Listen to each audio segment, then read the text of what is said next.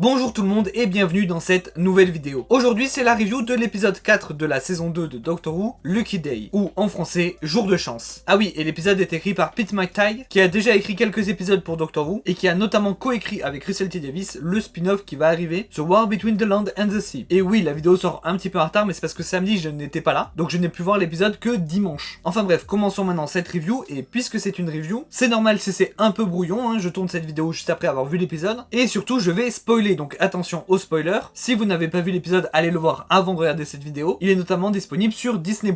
Alors je vais commencer par dire que cet épisode était très surprenant, je m'attendais pas vraiment à ça au vu des trailers et au vu du prochainement de la dernière fois, et là je ne parle que de la première partie, hein, juste cette première partie je m'attendais pas à ça, puisque je pensais pas que l'épisode allait être autant sans le docteur que ça. C'est peut-être l'un des épisodes de la série entière où il y a le moins le docteur. L'épisode est vraiment centré sur Ruby, qui n'est même pas la compagne actuelle, mais celle de la saison précédente. Et ça je crois que c'est du jamais vu. On a déjà eu des épisodes centrés sur les compagnons, mais c'était les compagnons actuels. Là, sur une ancienne compagne, jamais vu, je crois. Et bien évidemment, la deuxième partie de l'épisode était encore plus surprenante et j'ai adoré, mais on va en parler plus en détail maintenant. Donc, commençons par parler des personnages. Alors aujourd'hui, on va pas parler du docteur ou de Belinda, parce que Belinda, on la voit vraiment pas assez du tout. Et le docteur, on le voit un peu plus, mais on va parler de lui en parlant des autres personnages. Commençons donc par Ruby Sunday. Bah déjà, très cool de revoir sa famille, de voir que Ruby est toujours là, avec ses deux mères, sa grand-mère. Elle parle même de son père, même si on le voit toujours pas, parce que souvenez-vous, au reveal de la saison 1 sur le fait que sa mère est juste une humaine classique, je disais, et je maintiens toujours ça, qu'à mon avis c'est pas tout, il y a encore des choses qu'on va apprendre sur Ruby. Et je disais que peut-être son père du coup était un extraterrestre ou un dieu du Panthéon, bon ça a pas l'air d'être le cas, mais on l'a toujours pas vu donc peut-être, mais elle a pas l'air de dire qu'il est chelou, donc bon. C'est génial de avoir un épisode sur Ruby, alors que elle n'est plus dans la team TARDIS, et c'est exactement pour ça que je veux absolument un spin-off sur Unit,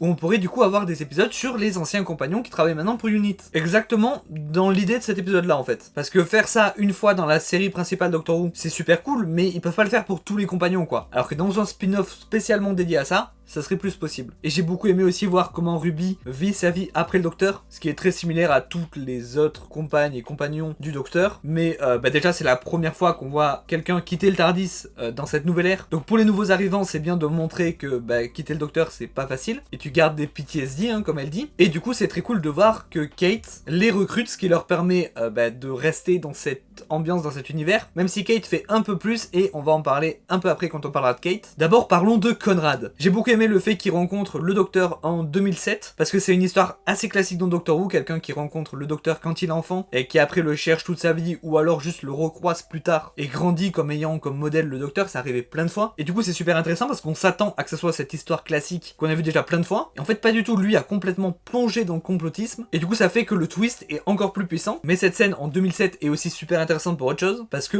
c'est la seule scène de l'épisode qui continue l'histoire du docteur et Belinda, c'est la seule scène qui est dans leur présent à eux, même si c'est en 2007. Du coup on voit qu'ils triangulent toujours la position avec leur truc là, qu'ils ont réussi à retourner sur Terre, mais que c'est pas la bonne date. Sinon l'acteur de Conrad est incroyable, parce que avant le reveal, on lui fait entièrement confiance, il est super sympa, il aide Ruby avec ses PTSD, c'est juste un fan du docteur qui veut en savoir plus sur les extraterrestres et tout ça, et à part le fait qu'il est un peu trop sympa, on se doute de rien à ce moment-là. En fait moi le fait qu'il était un peu trop sympa, je me suis dit qu'à un moment il allait se passer quelque chose, mais pas du tout comme ça s'est passé finalement. Je pensais plus que ça allait jouer sur l'antidote, genre il a pas pris l'antidote parce qu'il voulait revoir le docteur, et donc être poursuivi par un alien ça lui permettrait peut-être de le revoir, du coup ça allait briser la confiance de Ruby, et voilà ça allait être là-dessus l'épisode, mais pas du tout au final. Et donc après ce reveal, encore une fois son jeu d'acteur est fou, parce que c'est un personnage détestable, c'est peut-être l'un des plus détestables de la série, et pourtant il y a de la concurrence, et vraiment avant et après le reveal, le personnage n'a rien à voir. Donc pour moi l'acteur de Conrad, Jonah Heuerking, est parfait pour le rôle, à la fois super attachant et à la fois terrifiant. J'ai beaucoup aimé tout le côté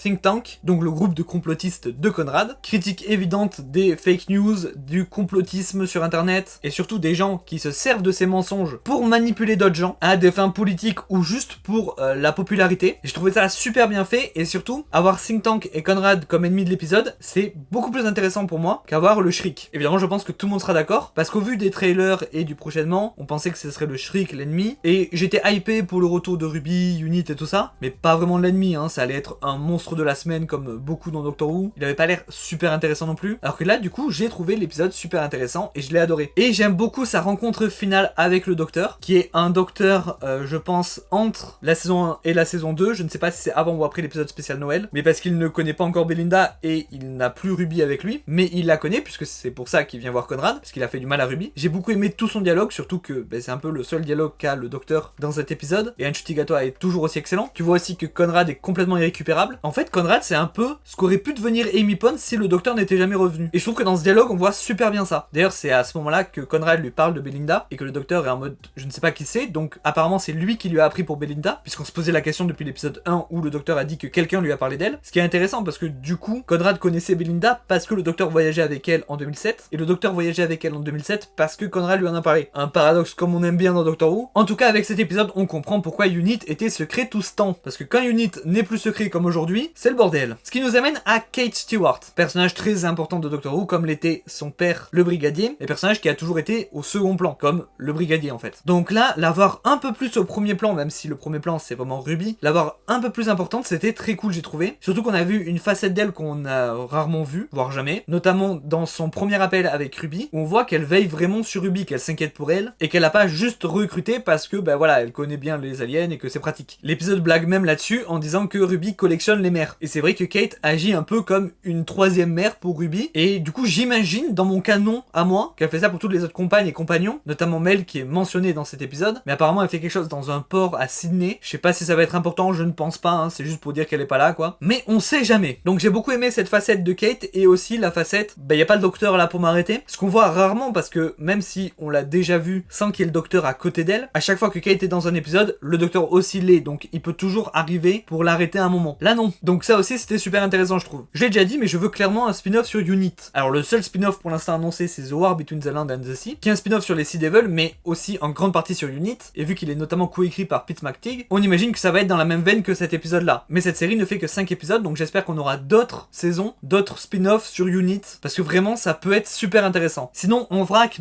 on voit au début une aventure qu'on n'avait jamais vue avec Ruby, donc qui se passe durant la saison 1, après les Beatles et avant Boom, entre les deux. Ce que j'ai trouvé très cool, notamment voir le docteur dans cet outfit qu'il ne porte plus, mais aussi ça nous montre qu'il y a des aventures qu'on n'a pas vues, ce qui explique notamment le laps de 6 mois qu'on n'a pas vu durant la saison 1, donc ça c'est pas mal. Sinon super important, les aliens et Unit ne sont plus secrets comme on a dit, ce qui a du sens parce que Londres se fait attaquer par les aliens tous les ans, donc il y a un moment ça peut plus rester secret, et ce qui explique pourquoi Unit a une immense tour en plein milieu de Londres, alors qu'ils étaient censés être secrets, c'est juste qu'ils le sont plus en fait. Ce qui peut paraître un peu dommage parce que ça faisait partie du truc, Unit secret et tout ça, mais je trouve ça aussi très intéressant pour ce que ça apporte du coup. Si Unit était secret, il n'y aurait pas eu par exemple tout le truc avec Think Tank et Conrad. Ça permet d'écrire d'autres histoires, et notamment je pense avec The War Between the Land and the Sea, où les Sea Devils semblent rentrer en contact avec l'humanité, donc là non plus pas secret du tout quoi. Bien, au niveau des fils rouges, je pense que pour le fil rouge des Daleks, donc le fait que dans chaque épisode il y a une petite référence aux Daleks qui pourrait supposer qu'ils vont revenir bientôt, là ça fait 2 épisodes d'affilée que j'en ai pas vu, donc je pense qu'on peut abandonner là-dessus. On sait que les Daleks vont revenir, mais bon, peut-être pas cette saison, on verra. Par contre Mrs. Flood, on la voit très peu aussi, juste à la fin, mais il se passe quand même pas mal de choses. Déjà, elle semble vouloir libérer Conrad, parce qu'elle lui dit c'est ton jour de chance avec les clés, ce qui est très surprenant, parce que pourquoi en fait, genre Conrad, qui est-il par rapport à elle? Genre si on prend les deux grosses théories, c'est soit une déesse du Panthéon, soit une Time Lady. Qu'est-ce que Conrad vient faire dans cette histoire? C'est juste un humain classique pour elle. Je ne sais pas, peut-être qu'elle veut juste créer le chaos sur Terre et que